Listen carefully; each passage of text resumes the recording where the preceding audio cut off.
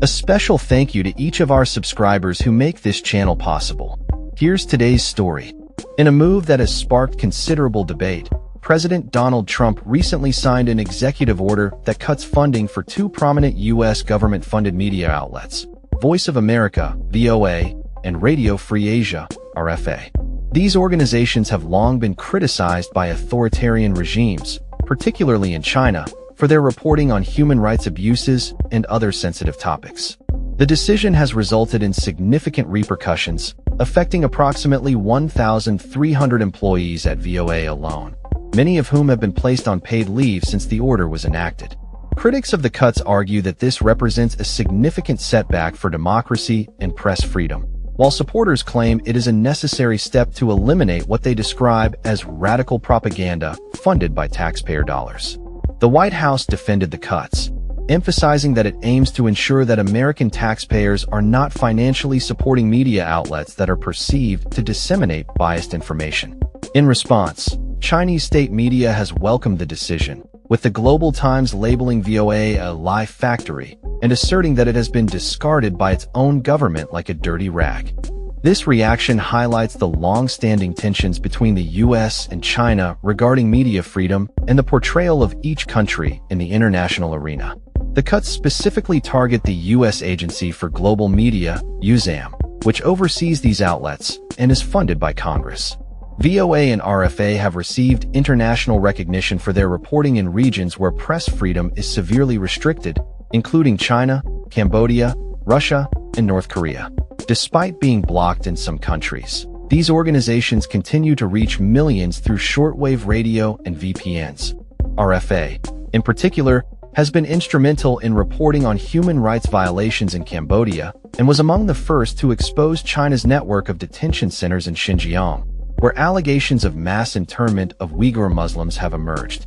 Although Beijing denies these claims, insisting that individuals are willingly attending re-education camps, the reports from RFA and VOA have shed light on critical issues.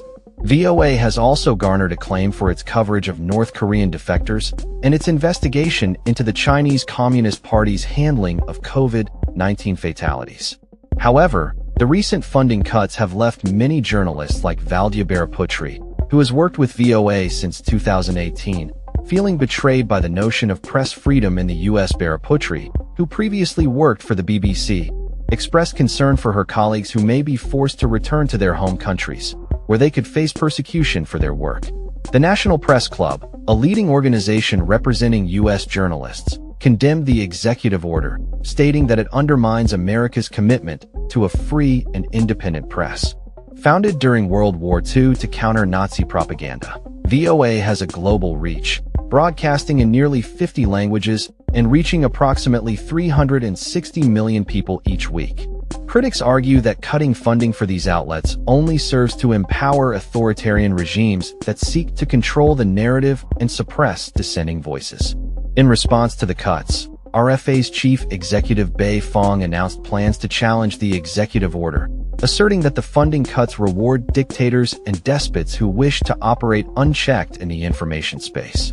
RFA has been a vital source of news for nearly 60 million people weekly in China, Myanmar, North Korea, and other countries, providing critical information amid widespread censorship.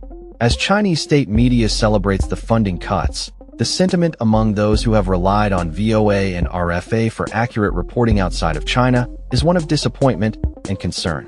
Du Wan, a Chinese dissident living in Belgium, expressed that the voices of these outlets have historically provided hope to countless individuals facing oppression.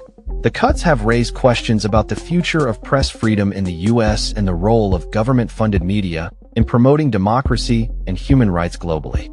As the situation continues to unfold, the implications of Trump's decision will likely resonate far beyond the immediate impacts on VOA and RFA, potentially altering the landscape of international journalism and the fight for free expression. That's all for this story. We upload videos every day covering many different subjects, so hit that subscribe button to stay informed. Thanks for watching.